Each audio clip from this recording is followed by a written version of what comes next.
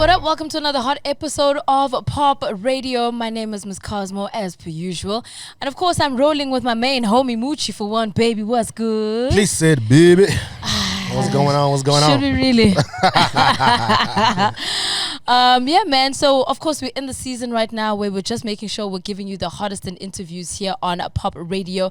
And, of course, today we're joined by somebody who is, you know, doing the things, keeping it hot right here on the seat. I am hanging out with Flame. What up, my brother? I'm chilling out you, man. Good to see you. Good to have you. Great to see you. Good to see you in the flesh, because generally we're always just listening to the music or maybe even seeing you out at the shows. But you know, we're gonna get down to it, get into the music. Thank you for joining us, bro. Yes, sir. I think off air, because we're shooting at Onyx, Yes, sir. a club, of course, for those who don't know. And I was just asking, when's the last time you were outside or down here in the club? What has it been like being back just in the scene, being back outside? You know, now we're hosting a club. These places used to be closed. We're stuck inside. Yeah. Just bumping the music. What have you most enjoyed about being a little bit more outside, besides just touching base with the people and the fans? Crazy thing is, I've always been outside. When? No cap. So bologo busy illegal. You never experienced the pandemic. I'm not really just talking about like doing shows and Right. stuff like that, but I was just like outside most of the whole time, like even during the pandemic, like. Really? I thought it was gonna be bad and be like, okay, yo, it's about to get crazy. I'm gonna be locked up at the house, but I don't know. So just rules and like- restrictions mean nothing to you, huh? No, I mean I played everything by the rules, but I was still outside. You didn't keep yourself cooped up in the crib. Because I know a lot of people took that time to like introspect and like nobody call me. I don't want to come outside. I'm gonna, be by myself. Nah, because 2020 we spent it like outside the country most of the time. So yeah, we were just like having fun literally the whole year. Last year, same thing really. We were doing like Botswana trips last year. It was a great year. We're doing a couple of shows, but yeah, most of the time I'm just at home just making music for real. Yeah. So that wasn't a time, because I know a lot of artists as well were also, using that time to then say, okay, let me reimagine what my music is gonna sound like. Let me see how I can kind of switch the flip up, switch things up and make different types of music. You didn't want to kind of use that time, or did you even spend some of that time kind of then saying, okay, how do I reimagine what Flame is gonna put out now and get that music out? Damn, that's a foul question. But for me, I think I've never been in a position where I felt like I need to, figure myself out, because I feel like I grow every day with myself. So I'm always like one with myself. I'm not saying like, I'm a perfect being or anything. That's why I'm still learning myself every day. But everything that I've already went through and passed, I leave it behind and just go for the new stuff. So I would say the only thing I'm always looking at every time, even right now, is just like, how can I reinvent my sound and make it sound better? So it's never a thing of, I need to, let me get back to myself, and it's never that with me. So do you?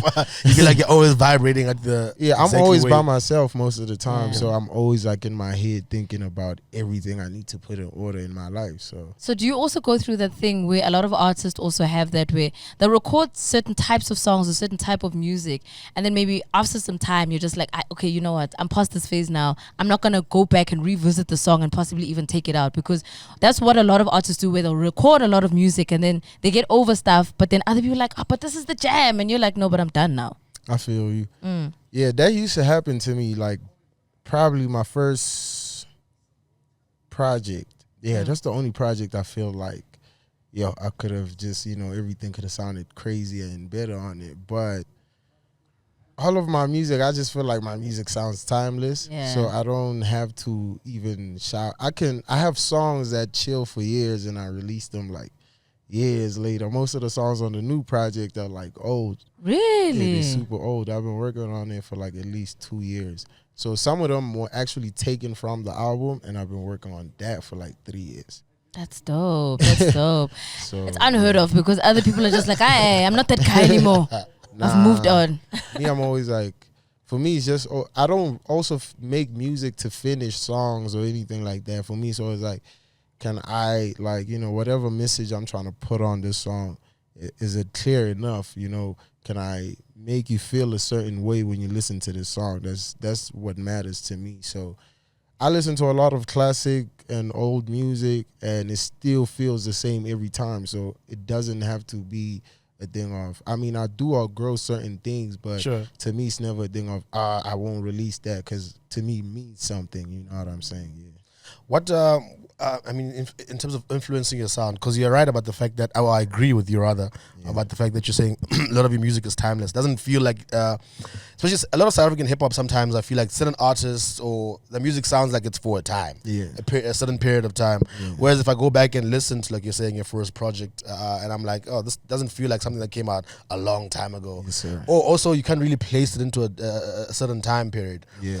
Who is influencing your sound in terms of? I know you work with Zuchi a lot, for example. Who's influencing when you're in the studio? Are you the guy that's leading and saying, no, we gotta get it perfect, or is it because of the team around you that's helping you mold that sound? I mean, first things first, I would say, like, I'm a perfectionist, so I'm always like just trying to strive for better and just sounding as like the best as possible. So yeah, I mean, I always have a team, so you need a team at the end of the day. And most of the time, people think a team is like, you know, when you're talking about your manager, this, that. Yeah. That's like the external team now, when you actually have to put everything together. But even in the process of creating music, you need someone that's going to tell you, nah, that sounds whack. You know, you need someone to tell you, okay, let's change this and say it this way. Let's do that. And just, you know, everyone's input matters, because at the end of the day, I feel like when someone is being honest with you about especially something like that, they want the best for you. So I was actually going to ask you about that, because, you know, there seems to be this conversation around artists and possibly keeping a lot of yes men in their corners. And the yes men could either be maybe from a management perspective, that's fine because they need to push you and support you, but also just from a music creation perspective. You're saying now that it's very collaborative and some people can have an input here and there, but how important is it for you to have people to say, you know what, my brother, that verse was not the one. Maybe let's, you know, switch it up a little bit. Do you take that feedback really well? Yeah, definitely. Like, I've grown. Before, it used to, you know, be like, yo, why you telling me? You know what I'm saying? But, like, I've grown, like, over that, because I'm also in a position where now I have to tell certain people the same thing now. You know what I mean? So now I look at it from a perspective of, you need to be able to take what you finna give. You know what I'm saying? So yeah, I'm cool with it. Like, if anything, I appreciate that more, because at least I know you want me to do something crazy and better than just, you know, being average and you just throwing me in the wolves, and you know what I'm saying? It's crazy. So yeah. Have you ever had either a fan or maybe on social media, or maybe even somebody that you know personally come to you and be like, your project is done, or whatever is out, or maybe even it's a single, and they're like, you know what, I wasn't feeling this one, you know? But then sometimes it hurts, because I mean, you don't go out of the studio saying, I'm going to make lukewarm music, you know what I mean? I'm trying to make like a hit, and maybe somebody doesn't resonate with a certain song. Do you take that and then say, okay, cool, I hear your point, and listen and hear them out? Or do you just say, that person's a hater, and you move on? It depends on the approach, really. I think like if I come at you on some, hey nigga, like fuck you too. Yeah, if you're gonna pull up on a nigga, so, yo nigga, fuck you. Like, how do you expect me to react to that? You know what I'm saying? Yeah, but like, I mean, if they're being constructive, because generally fans are trying to be constructive. Yeah, I have like what do you call this? A group chat with my fans. So I kind of like share. Really? Yeah. Like a WhatsApp group chat. Definitely. How many of you are in there? I don't even know, because we always like hundreds, maybe. Yeah, some of them leave and then we add new people. And then, is there a limit? There is. So whoever's not active or whoever leaves, we just replace those with people that are just going to be active. Interesting. And then, yeah, but like for me, my fans actually, you know, like they have reasoning with me and, you know, what they think and feel about my music. So otherwise, it's just really, I'm seeing someone on Twitter just saying, yo, man, I don't like this, and we don't even know why you're saying that. Yeah. You know what I'm saying? So, but then do you take the reasoning that they mentioned and then you try and work on it? Definitely. Like, for me, I'm like, that's the people I make music for at the end of the day. As much as I make it for myself, it's like, yo, I make it for them. So I need to listen to, you know, I'll take what I feel like works for me and what doesn't, and I'll just leave that. That's that dope. WhatsApp group sounds dangerous at the same time. I Like know. it sounds like a great idea. It's actually and there's nobody, Oaks on there will be like, yo, Flame, let me hold a young e-wallet there, you know. But missed we the bus. actually do some things sometimes, like, you know, I'll buy them food or whatever. Yeah, so it's just like, it's more like family more than just, you know, me and my fans. So yeah. How did you fill the WhatsApp group up? Was it just through social media? Yeah, so I have like I'm close with two of my fans called Zoe and Jay. So they like more in control of that group. So they the admins and stuff. So every time we need to do anything via that group, those are the two people I consult, and then they do everything. Do they get leaked music a little bit? Sometimes they get tasted before. They always do. Yeah. Yeah. And they'll be like, no, this is the one. Yeah. And then sometimes I'll give them songs, because sometimes I do lose music. So the music I lose, and I know that, okay, I won't be able to drop this because I lost it, I'll just send them those songs to listen to. Hey, that's dope, man. I want to be in that WhatsApp group. Hey, but it's going to be chaotic. I don't know. No, it's actually a calm group. I guess at some point, maybe it could be chaotic for day one, but if they're in the group and they feel accepted, I guess over time I can see it just being like, people are like, okay, we're chilling, we're out here. Yeah. We get the exclusive, so we don't need to like make noise about it or some shit like that. They don't even care about me. They like, they just form their own little friendship. Everybody's cool with each other, so that's what I like seeing. Really. Do you find them debating hip hop in there, like other people's music? They don't even debate anything else but my music. Like, that's the only thing they talk about, and I'm like, damn, y'all are crazy. But, have you met any of them, like in person? Yeah, a lot of them actually. I had them at my listening party. Some of them come to my shows. Yeah, so we always link up. That's so dope, man. I like that, because you're definitely creating like a fan base where people can be like, I was part of the project. Definitely. And that's I think is important, because you're making the music for them, so at least they have like a say one way or another. Yeah, but also like my plan with that was like, you know, like I know, especially because most of them are very young. Yeah. I'm just trying to like see who, especially the ones that are more like interested in the field that we working in, and see what type of opportunities I can give them. You know what I'm saying? So I had some of my fans actually working at the listening session. Really? Yeah. That's so dope. I like that. That's different. I like hearing stuff like that, because I feel like people move the same too much sometimes. So I guess you're always trying to find an inspiration where other people may not be looking for it. I want them to feel like it's not just for me, but for them too. So every time I win, they need to be proud of it, because it's not just my doing, because without them, I can't do that. You feel like you have like a flame army that will defend you out Definitely. there? Do they have Definitely, especially like online, because it can be bashing all left and right. Yes, people be like, nah, Flame, sit this one out. I got this. Yes, sir. It might not be the biggest, but they're there. They definitely there. They're gonna come to the party at the end of the day, you know. Talking about that, I mean, having a flame army, obviously, because hip hop is what it is, everything is always about like culture, but there's also like a big beef culture, and like a also recently with Big Zulu and what he had done with some of the verses as well. How do you feel about that type of sparring within the hip hop space? Because I feel like you're more on the let me just be a musician more than you are kind of involved in like the drama. Is that a purposeful thing where you just don't want to get involved in the antics? Yeah. Definitely.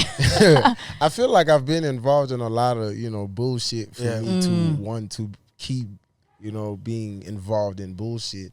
But also at the same time, I look at it from a perspective of everything that happens needs to happen in the game, you know what I'm saying? So there's got to be niggas beefing. There's got to be the cool guys. There's got to be the nigga that's, you know, being the bum nigga. There's got to be the winners. But everybody's very important to the ecosystem to keep everything rolling. That's how I look at it. Yeah, man. But I mean, you like you said, you've also had your kind of fair share of like antics and things. But mine didn't really come from like, you know, I wouldn't say like other people or music, like people that are involved in music as much. So my stuff was more like personal stuff, and it was like, okay, cool. We don't want that type shit happening again, bro. Like, let's just leave that out. So, I mean, if a nigga want to come for me, it's cool. We can do it. But, yeah, right now I just don't want nothing personal going outside, really. That's But do you think, like, some of your fans were also kind of carrying a lot of, like, the heat for you and basically saying, no, we're here, we're defending Flame, and you're just, like, sitting quiet, like, okay, but I didn't say that. But now you have to defend your fans because they're defending you. I don't even have to. I feel like I don't have to explain anything, really. Yeah. Honestly speaking, like I don't like whatever they say, like my mom always tells me, he's like, yo, bro, you don't have control of whatever anyone else does or say. You only can control what you do or say. So I'm just like, whatever they doing and saying, yo, that's them. I'm going to just make sure what I'm doing, benefits and works for me. But also you're definitely human as well. So when people come at you, like you're saying, yes, the past things that have been said online, whether it's beefs or altercations, have never been about music, and it's always people coming personal relationships. Like in that situation, does it get annoying because there's only so much you can say about personal relationships without letting people into your actual relationship? You know what I mean? Yeah, it's draining because at the end of the day, I look at it from a perspective of when we started this shit that had nothing to do with social media. Why the fuck do we have to end it there? You know what I'm saying? Yeah. So that's the only thing I hate about it. But then sometimes with there's a gift, there's a curse. And at some point, like, you'll be frustrated by whatever's being said, and maybe some is true, some is not true. But then at some point, then you also kind of gain a lot from it. Do you think like some of the situations you've had to deal with, I mean, even the back-to-back, maybe even with like MT, do you think that elevated your brand to some extent? Come on, be honest. I'm gonna be honest. Yeah. I'm gonna be honest. I really don't know. Be like honest. that's me being honest. I don't know because I don't really like go out and check out like how everything is happening with my brand and stuff. Like if anything, when I see people even just screaming my name, that shit to me is like, damn, nigga, you know me. Like, you know what I'm saying? Like, so I wouldn't say I'm used to the lifestyle. So if I'm getting bigger, then I guess we're getting bigger, but I really don't know. I still get anxious and, I get butterflies when things like that happen. You mentioned traveling and speaking about getting bigger and growing your brand. Places like Botswana. What's the vibe out there been like when you travel? Vibes. Vibes. I call it, everything was just great. It was too perfect. That's the problem. It was too perfect. Why are you looking for problems? Hey, man. Why are you looking for an issue? It's because you're far from home. Nah, besides that, like I just, I like a pinch of reality in whatever's going on in my life. It was just too real to be real. Yeah. You know what I'm saying? I was like, yo, man, like back home, I know I would have stressed about something today, but like this whole weekend, bro, we wasn't stressing about nothing. So that's how beautiful it was. So we landed. The first time I actually landed there was in, I don't remember, July. It was July last year. But that time I was just going to see the girl I was dating at the time. So went there, it was vibes. I was there for the weekend. And then second time we went there was around November for like a show. So I thought we were going there for like one night and then coming back. Nope, the guys had us there for like the whole weekend. I was like, perfect. Literally every day we were up to something. Nice. Including going to some shows. We did one show, but every other day was like house party, nice. Touring around, hip hop, hip hop shit. Yeah, like I was really stressing the food part. I was like, yo, nigga, gotta get the food in. You know what I'm saying? Yeah. Do you feel like you're living the hip hop life the way, like when you look at your life as a hip hop artist, and what it was, what you. Before you got into the game and you hip hop shit. I'm talking about regular ass hip hop shit. You know what I'm saying? The drinking, the clubbing, the ladies. Do you look at your life and actually, I'm not. I'm a hip hop nigga that's an R&B nigga. Oh, word? So I don't be doing R&B niggas are hip hop niggas. Nah. R&B niggas are naughty boys. Yeah. Nah. The R&B guys. They are, but in a different type of way from hip hop. Like also because I've lived the hip hop lifestyle, I feel like it's two different like lives, bro, to live. So yeah, right now I'm in like my R&B nigga space, so I don't be doing It's too in an much. R&B era. I don't be doing too much right It's in now. the soft boy Yeah. era. I mean, we can have some girls around. For me, it's just like, yo, that's just ambiance. Yeah. Perfect. Like for me, when girls are around, I'm just like, yo, play all of my music. I want to see how they react to that. Yeah. That's it. Like if the girls fuck with it, we good. That's nice. I like that you say that because I always feel like sometimes guys will go into studio trying to impress their homies and they forget that there's a whole other like fan base in women, and women are the ones who are screaming and they're at the shows and they're buying tickets and they're trying to make sure that they're the ones who are streaming and listening as well. Well, I mean, I wouldn't even call girl or women support fans. I call them supporters because they actually go the extra mile. Yeah. You know what I'm saying? Like you said, they actually buy. Yeah. You know what I'm saying? With niggas, that nigga's going to Fagaza. Yeah. Try your shit right there. It's over for you. Yeah. And then tomorrow when they hear a better artist, You're gone. they just skip your shit. So Yeah. I feel like girls are probably the most loyal people to have as fans. Would of you your would you music. say that you intentionally make some music for your female fans? I intentionally make most of my music for my female fans. Yeah. And also just not my female fans. I'm also just trying to capture whoever has never heard my music. You know what I'm saying? So like any girl that just likes some, soulful, great music, that's Yeah. what I got. That's Go dope. bump. It sounds like you know exactly what you want to put out every time you put out music, and you're very in tune with the artist that you are. You know what I'm saying? You ain't trying to fuck around or stray too far from exactly what you know your strong points are. So I'm very intentional with everything I do. Like I could do everything else like that everybody does, but for me, I just feel like okay, there's no standing out in that situation. So for me, it's always been about like how can I stand out and just be that one nigga that's just like a disruption in the whole system. Yeah, man. Okay, it's nice to kind of also, pick your brain just a little bit, because I also feel like, because you say you somebody who stays in a lot of the time, you don't really go out unless you're working. Sometimes your life kind of changes, as Sipo was mentioning, hip hop lifestyle now, you're taking things to the top, you're award winning. And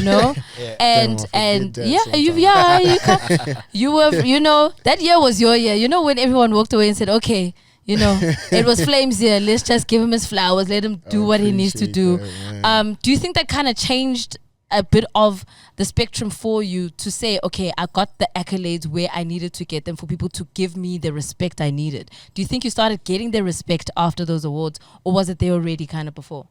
Or what changed for you? What changed is I got some awards. That's what changed, I guess. Yeah. But yeah, I don't know. Like, I really don't know. I feel like, I don't know. I feel like people still doubt me for some reason. You know what I mean? Like, it's a few people I know for sure really, like, fuck with my shit and, like, respect it. Like, you guys, for instance. So, for me, it's never a thing of, okay, I'm never even fishing out for applause or anything like that. So, it's like, whatever, bro. Like, as long as they keep making me feel like that, I'm going to keep going hard.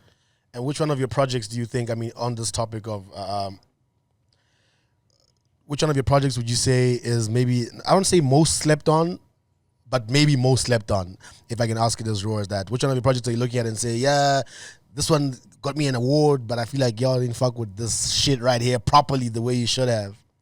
I mean, Candyman wasn't slept on, if I'm being honest, you know what I'm saying? I just feel like it could have been, it could have went out better. You know what I'm saying? Oompa Loompa is my shit. So I wouldn't say it was slept on. I would say, like, at the time, I didn't have enough information and resources to even move an album in my life. You know what I'm saying? Yeah. For me, there was just, like, instinct, and I was like, okay, we're going to drop this album and see what happens. I didn't even push that album. It just became big on its own. So that's why I'm like, if I had all the information I needed at the time and the right resources, then I could have made it, even go way better than it did. So I don't think it was slept on. If anything, I don't think I have a project that was slept on. Hey. Would you say, and based on what you're just saying now about the fact that, there's things that you're learning now about the type of resources you may need, things that you need to push. And also, I guess you could look at Candyman coming out in 2019 and say, we immediately went into a pandemic, so maybe there could be some... Yeah, even that kind of stopped me from doing a couple of things, because I actually had a plan for the album, because when I sit down the whole year, I realized, okay, these are the mistakes I need to fix about the album, and then as soon as we're about to put action into it, boom, shut down. On the business side, what do you think now that you're learning to do better? What do you think you need to help the machine or Flame like move forward in the way that you want it to? I mean, resources is really the most important thing, and most of the time to just have resources, you just need to have some money. Of course. You know what I'm saying? So it's really just like knowing where to outsource your money properly. Because most of the time with us artists, we don't really like know how to manage our money. Yeah. You know what I'm saying? You will be getting so much money, but not knowing how to invest it back into what you're doing. So that's one thing I had to learn to do now. So it's like, okay, now with all this money that we keep getting, this is how much we take into what we're doing, and then this is for me to spend now. That's dope. I like that because, there's always this conversation. Sometimes I even sit and I'm like, I look at an artist and I'm like, hey, do you even have medical aid when? Do you know what I mean? Yeah. Like sometimes you question, you're like, we travel a lot. Yeah. There's a lot of things to kind of consider as well, especially because we're on the road. We basically risking our lives to go and perform for different people in different spheres of the country. And I'm glad that you've also gotten yourself into a point where you're like, okay, I need to kind of manage my money now because we're tired of seeing like artists dying broke. Do you know what I mean? So how are you also trying to elevate yourself? And I mean, like, even how specifically are you managing your money to make sure that there's a little bit more longevity even after you decide to kind of hang up the mic? So right now I'm still like starting small. Obviously, I'm not trying to, do anything that's above what I can do. So it starts with basic stuff, saving. Yeah. Obviously, number 2 would be just putting the money back where it comes from. Yeah. So basically the music, everything that has to do with the music, you know what I'm saying? Investing in production and all that. Everything. You know what I'm saying? So building the content, everything that just has to do with the music. And I just got into, I don't want to say I'm into fashion, but something like that. So I just started like making my own merch, but it's not like, I don't want to make it look like it's actually merch. I want it to just look like some. Yeah, so you got some clothes. pieces on your Instagram that Yes, you're sirski. testing out with your people and saying, you're like this, what are some ideas around? Yes, sirski. So like I'm just trying to make things that, anybody can wear, not just, Flame fans come get this. I want like, if my granddad sees a shirt and be like, yo, I need that. You know what I'm saying? So that's what I'm on now. Well, we actually just started moving the what do you call them? The work shirts. Yeah. We have like work shirts. They come in brown, black, and blue right now. So yeah, we still gonna make a few more colors, but we just want to see how this one goes first. And then Don't forget the ladies, Flame. Yeah, Come I did it. on. I was speaking to a few ladies and I suggested colors for them. They were like, nah, we rocking with the beige one. I was like, all right, cool. I'll just get the beige one out for you guys. And then, I'm still trying to make a design for the girls because I feel like, just having like a girl's design would be dope. But at the same time, be dope with them just wearing the regular one because it's still fire. It's like unisex. You know what I'm saying?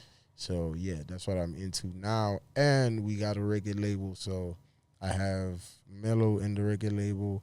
I have Ben September. I have Zoe and LA Freshman so far. So, yeah, we drop in Mellow's project now on the 18th. And then we drop in Ben's on the 25th. That's dope, man. Why is it so important for you to work with other artists and kind of give them like a platform and kind of get them out on your label? First things first, I would say I'm just a fan of their music. Just, first things first, before we even get into the crazy stuff, like I'm really just a fan.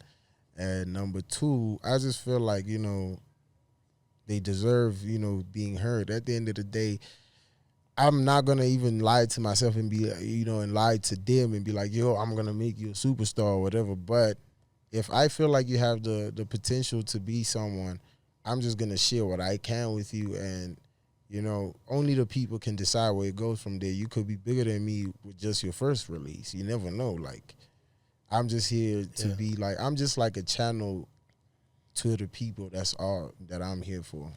Do you feel like, because when we first started learning about Flame, you guys were moving as a big crew. You know what I'm saying? Yeah. Everybody remembers the days. And I guess being a young rapper in the game and you come through having support of your friends and you guys all dropping music together, living together, that entire situation, you guys used to move deep. I remember I used to see you guys at shows. I'd be like, hey, they come. There come those guys. You gotta get out the way. There's 20, 30 Watch deep out. guys. Watch out. Whether they're up to no good or just having fun, whatever. But that was the vibe. Yeah. And we know that as you grow up, whether it's beefs or people just outgrowing each other or people just going into their own space, whatever that situation is, what lessons do you take away now as you're moving more by yourself and even now collaborating with other artists, trying to put them on? What lessons are you learning back and saying, look, I used to move a certain way and now I'm trying to move in better ways. So even people that I'm bringing around you that I'm trying to help, maybe give them advice or some lessons from your own past, which was not that long ago considering you're still a young guy. Yeah. I would say like the best lesson I've learned from this whole thing is just like, I even tell these guys every day, I remind them every day, I'm like, bro, like, you have to be your first and only priority because you're not going to be anyone else's priority. You feel me? Like, I'm not going to put you before me. Our other friends are not going to put you before them. So, like, you're going to have to put yourself first and just know that however much you put in is what you're going to get out. So, if you finna put in this work and really go up, then you need to know you have to sacrifice a lot of things out of your whole routine that just don't help you win. You know what I'm saying? So it's all about just getting down to the work and putting yourself first. And yeah, anybody else, you know, like friendship and business, don't mix those two. Yeah. It doesn't work. Sounds like you've burnt your fingers a few times to kind of learn that lesson. Definitely. Yeah, like, yeah. We can be friends and do business, but once we sit down and it's all about the money, I'm not your friend, bro. Like, Yeah. I'm even gonna tell you shit in your face just for me to be cool with you later when we homies. Yeah. That's it. So, But that's good. That's healthy. I'm glad at least you've got, that barrier or the boundary where you can say, you know what, right now this is a business chat. We'll become friends maybe in 2 hours or whatever the case may be. Because at the end of the day, we all doing this for like, you know, our great grandkids. Yeah. So if we're not gonna fix all of that shit now, later on is gonna be a problem. 100%. Is it as polarizing as people make it out to be online? Because when people separate and aren't in each other's unrolling together anymore, then it's easy to say fuck Flame. It's easy to go back and say Reese. It's easy to say Mash Beats. The guys are all over the place. Nobody knows what the personal relationships are like anymore. Is it as polarizing as it is made online, or in real life as niggas just like, hey man, I'm chill. You do your thing, I do my thing. We don't talk really. If I'm being specific, me and Reese don't talk. So I'm just at a point where I'm just like, yo, bro, I'm doing me. Do you? I'm not with nothing really. And yeah, me and Mash are cool. I mean, like, he spoke to me. Like, we just squashed whatever was going on, had understanding, and we got back to what we're doing already. And yeah, who else I link up with? Yeah, so far it's Mash that I've actually linked up with. Yeah, and we spoke properly about everything. So me and Mash are cool, but yeah, that's all I can really say. I'm not really into anything. Yeah. I got you.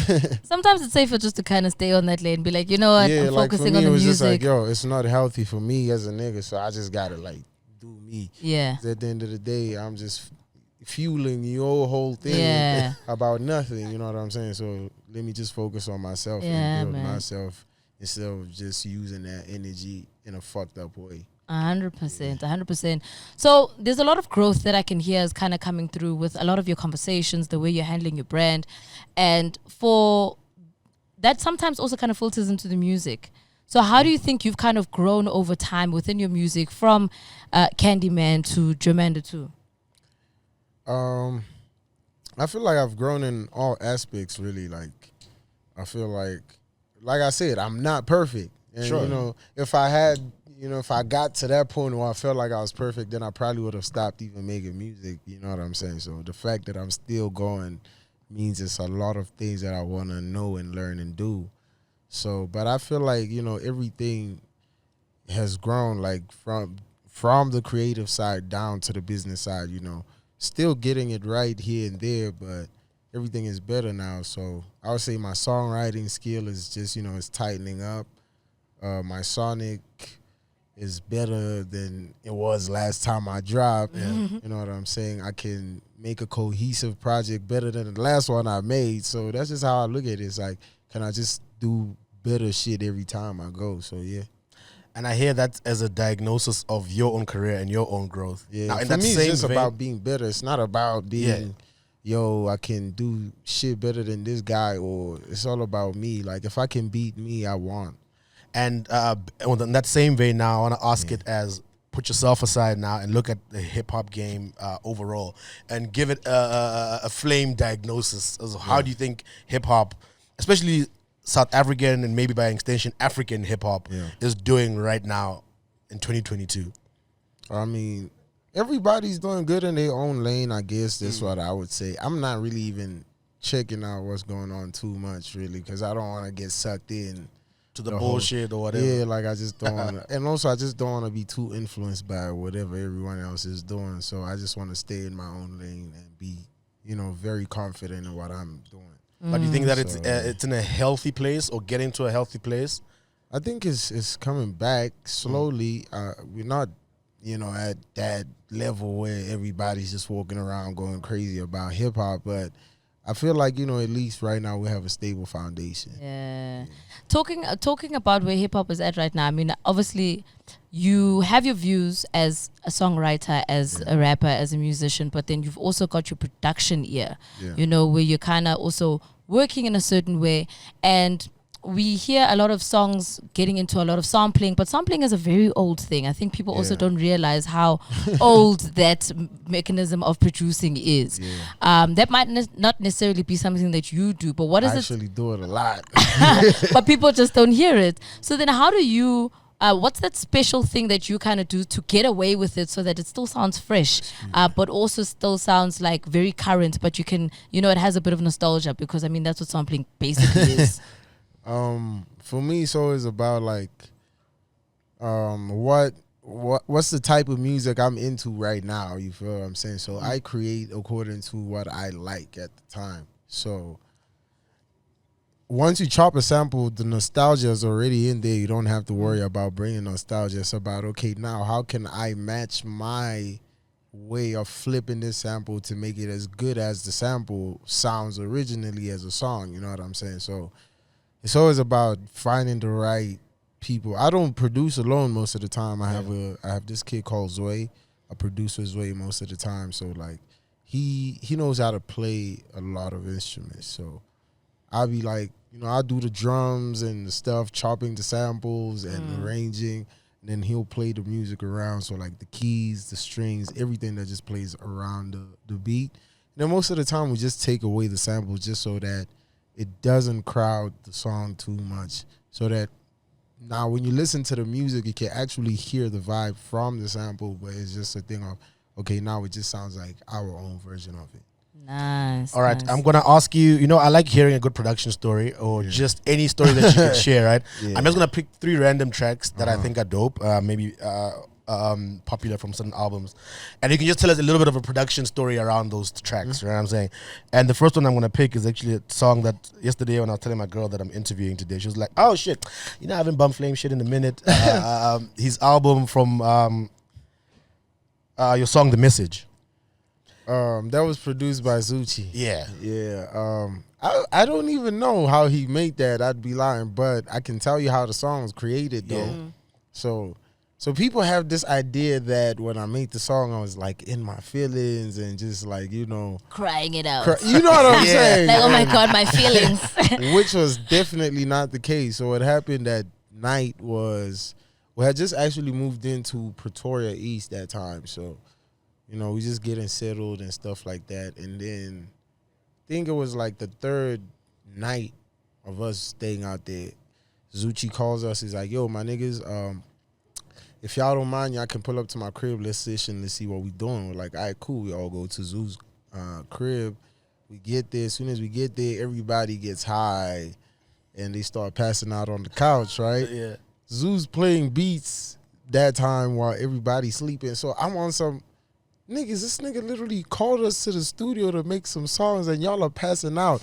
And also in my head, I'm just like looking at it from a perspective of, niggas, this is Zucci. How the fuck are y'all sleeping? You know what I'm saying? Like, I'm like, yo, nigga, this is really Zoo. Y'all are playing right now. So he played a few more beats, and then literally when I dropped my blunt, first beat I heard play was The Message beat. I listened to it for a few seconds. I was like, yo, it's fine. Let's do it.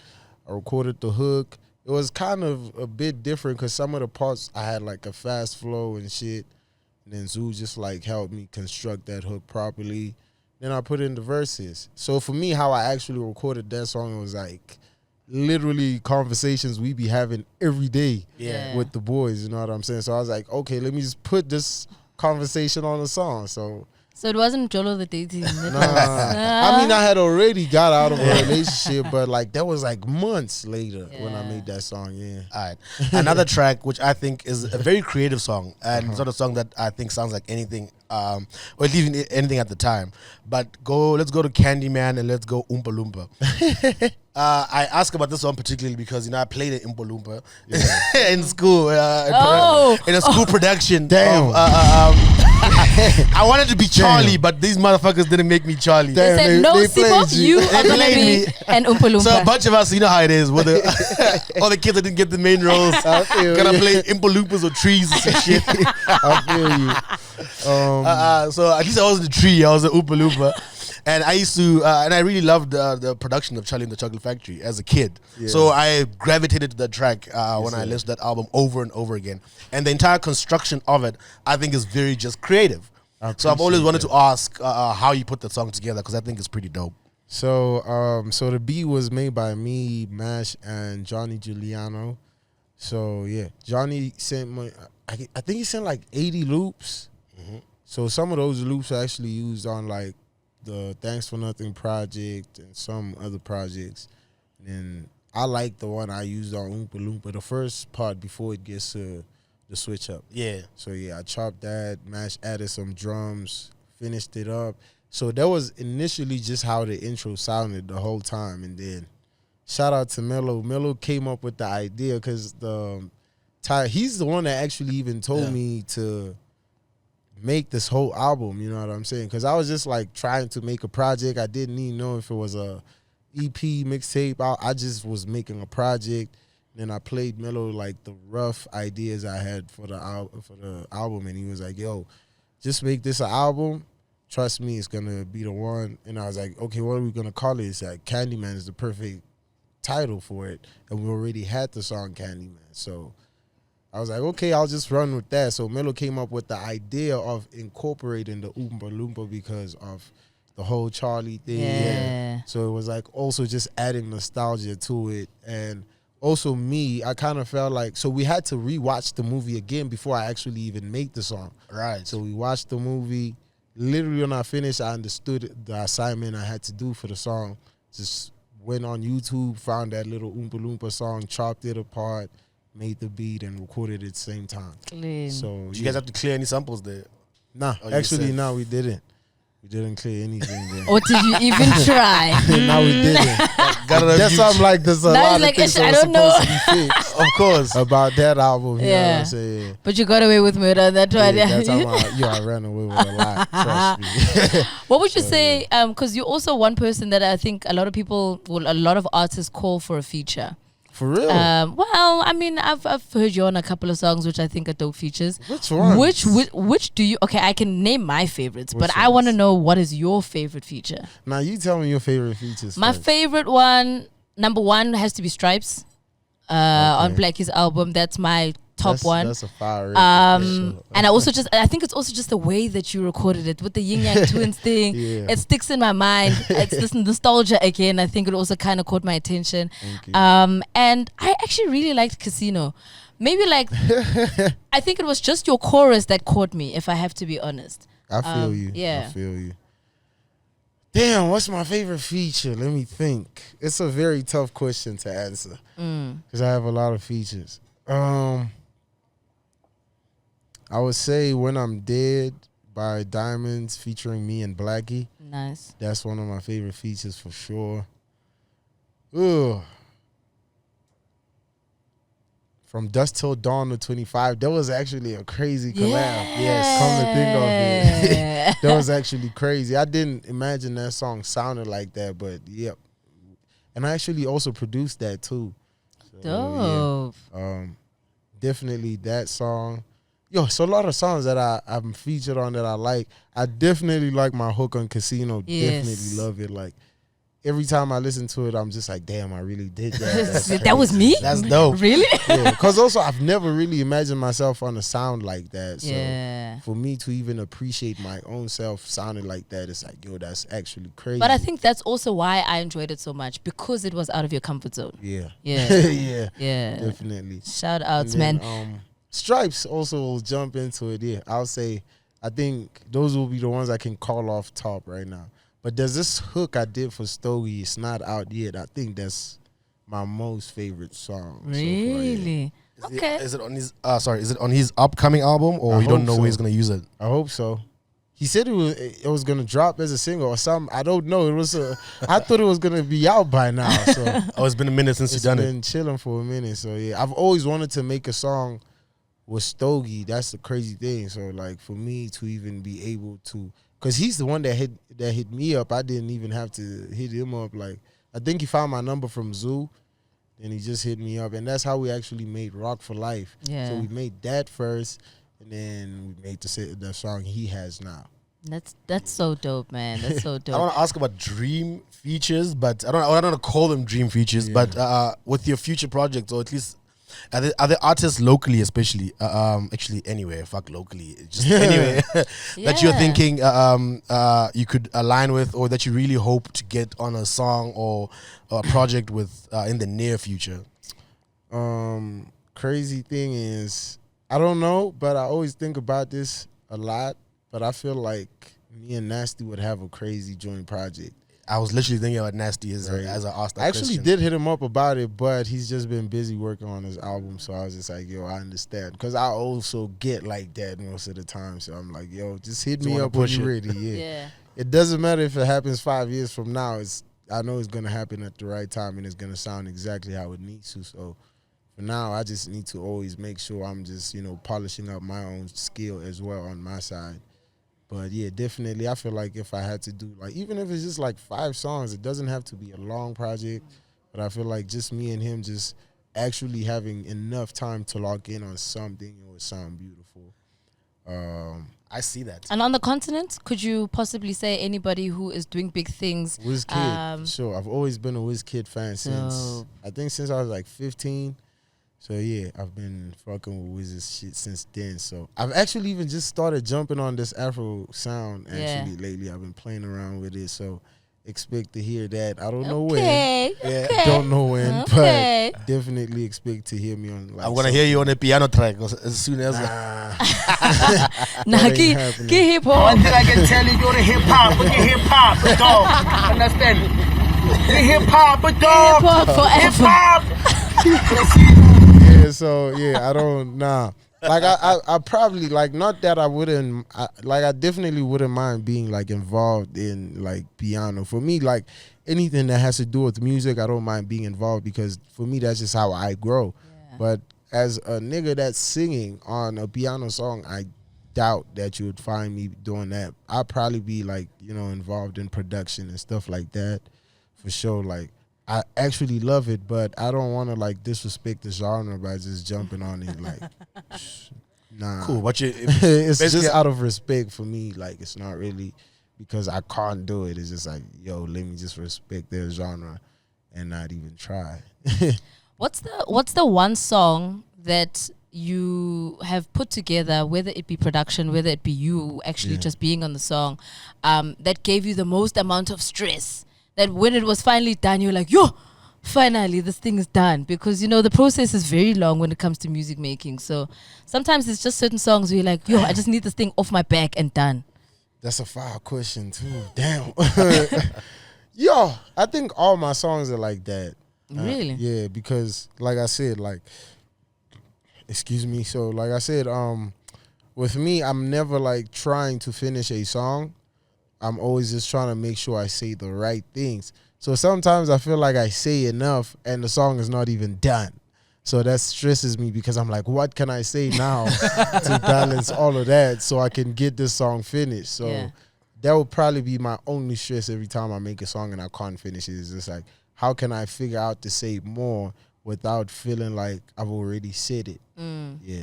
I think maybe something you should try is maybe even get some of your fans in your WhatsApp group to send you some stuff and be like, what are you guys thinking right You know now? what I start And then, doing now? Like what I do now is like, let's say for example, let's say I'm making a song about a girl.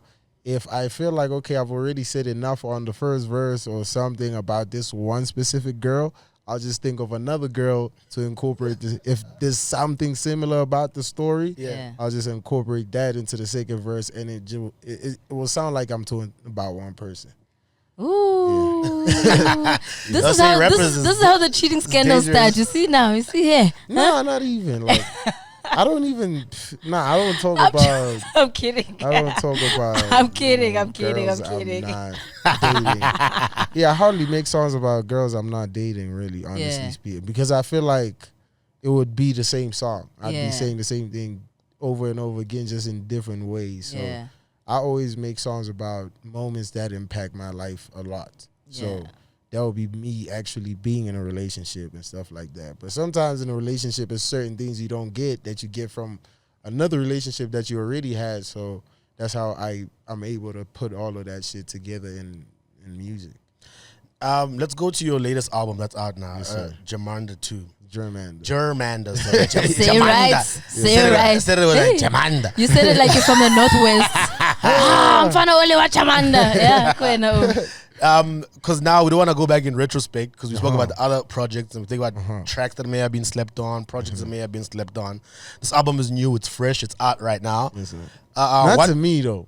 Okay, of course, not to you. Like I know you said that Yeah, you've not thrown tracks around, some that you've been working on for a couple of years. But to the fans and to everybody who's hearing the project, it's out now. It is fresh. What tracks of this new album now are you hoping? Are you hoping to push to the front that people are like, yo? I know you want people to bump the whole project, which is why you put it out. But what are some of your favorites that you pick out and be like, yo, I hope people don't sleep on track 11 though. You can't ask me a question like that. We have to. That's impossible to answer. Like, You have to. Oh, just let me ask you about the rollout. oh, well, the rollout, we can talk about that, but in terms of me picking my favorite Singles. song, it's hard. Like, I actually love every song in there. So, yeah. If anything, I want every song. Because how I look at every song is like, not everyone is going to like everything that I made in Sure. there. So, it's like, every song is made for a specific type of audience. You know what I mean? So, everyone is going to pick out what they like the most. So, how I just look at it is, whatever they like, they just got to make sure they like it to the fullest. It's just how I Yeah. look at it. Do So you roll out tracks with that in mind? Do you wait for people to catch on to it and be like, let me give them the video, let me push this on radio? Yeah, Or do you do it in your own way? right now, the rollout for this one is kind of, a little bit different, because with this one, it's more like being patient with the process. You know what I mean? We don't want to leave any stone unturned right now. So it's all about, okay, let's do every single thing we can do. Like, so basically making sure everything is on radio. So right now, I just finished shooting a couple of visuals. I should be having the first video coming in today. It was supposed to come in last night. I don't know what delayed that, but I'm thinking today should be in. I'm not going to say which video it is because I don't want to spoil everything, but yeah. So my plan with the visuals would be like, it's a few songs I'm going to shoot as like normal singles. Yeah. And then I picked out four songs on the project that I'm shooting as a series. So what I'm doing now is I'm just finishing up the ones that I'm going to drop as the singles and all that, so I can have enough time to shoot the series. Because I actually wanted to start with the series, but I realized that, I'm going to take too long trying to get this done, because it's going to need us to literally probably at least give away a week of just shooting every day. You know what I'm saying? So I was like, okay, let's just start with the singles, get into the, the series. And then, and I'm going to have a little darky dropping as well. Nice. So, yeah, That's really dope. what I'm on in terms of rollout. So there are a couple of features on a Jamanda 2. For you to obviously, like, there's always like a wish list to kind of finish the album or to finish a project, to say, okay, I need to get this album out for it to sound a certain way, but I can't let it go unless this feature is on this project. Who was that one feature that you were like, no matter what, this thing must happen? Yo, that's a very great question. Damn, who was my most? I think it was J Million. Yeah, it has to be J Million. Why specifically him? I don't know. I'm a big fan of his music. Yeah. Like I don't know. He's not that, he's not yet big, anything like that. And I feel like people most of the time feel like when an artist, is trying to bank on the feature, it's like a big artist To or explode anything the like track. that. No, Nah, not. for me, it was just like I actually love that guy's music and just how he goes about music. He also produces his own stuff. Crazy enough, he actually produced the same song that I featured him on. Oh, dope. So yeah, that was probably the one feature I really wanted to knock out the park in that project. Yeah. That's so dope, man. All right, so obviously Jermaine 2 was out. You're going to be doing the rollout. We're going to be getting a lot more of the content and stuff. So anything else we can kind of look forward to December, festive, Yes, maybe there's a tour or whatever the case may Yes, be. ma'am. So yeah, I held back the tour a little bit because I felt like I wasn't ready yet to get on that type of like road movement. So I was like, okay, let's just focus on the album for now, finish that out, and then once that is done, then we can start doing, the little bonus things that just add to what we already accomplished, you know what I'm saying? So yeah, right now I'm just focused on making sure this project goes as far as possible, you know what I'm saying? Because I feel like it has the potential to be, very big. Is just us investing in that. So that's where I'm at right now. Fantastic, man. Nah, man, I feel like you have a really, really dope sound. I'm very excited Thank to you see very what else much. you're going to be rolling out. No, we coming each strong. one. Oh, Yeah. my bad. I forgot to answer Yes, the sir. full question. Yeah. I might drop the acoustic version off the project on Christmas. Oh, nice. Yeah, we just need to finish off the mixing and mastering. So I haven't had time to get that done. So that's why I'm saying might.